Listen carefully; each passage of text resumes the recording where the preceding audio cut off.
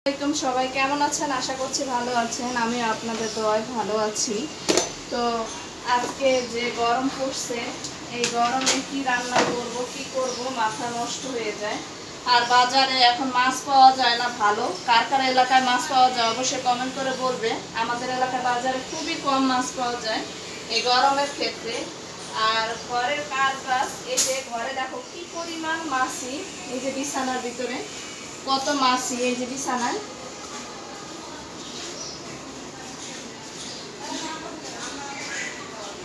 এই যে কত পরিমাণে যে মাছি, শুধু মাছিগুলাই মাছ আছে বসে বসে।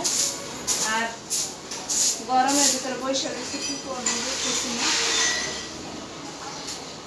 আজকে এই গরমে রান্না করতে এখন ভালো লাগে না, যদিও এখন রান্না তো করতেই হবে, খাইতেও হবে।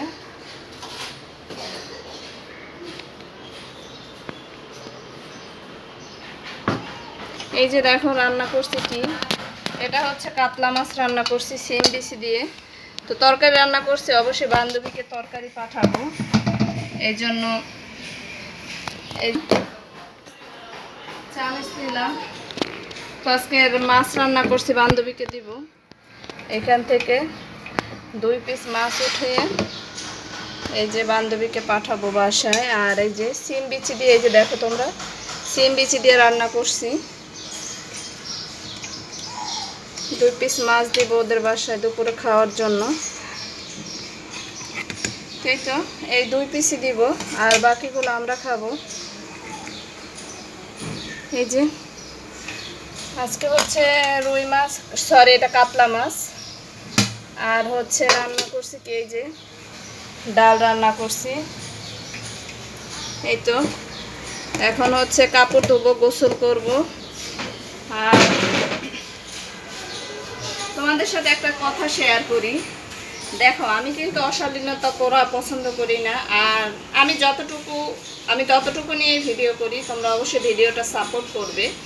আর ওই ভিডিওর ভিতরে আইসা আশ্রাশ্রি ভাঙা ভাঙি এগুলো করে আসলে অভিনয় করে মানে জাহিরি করা আমার পক্ষে সম্ভব না। তোমাদের যদি ভালো লাগে অবশ্যই সাপোর্ট করবে, ভিডিওটি সাবস্ক্রাইব করে পাশে থাকবে। আমার ফেসবুক পেজটা অবশ্যই তোমরা সবাই ফলো করে রাখবে।